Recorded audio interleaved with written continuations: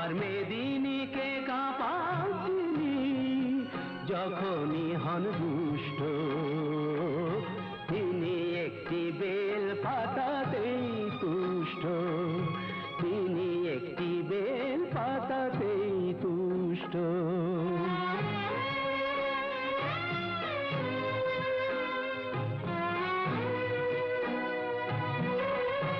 তিনি হলেন রাজার রাজা, তার ইচ্ছে করে ভিখারি সাজা।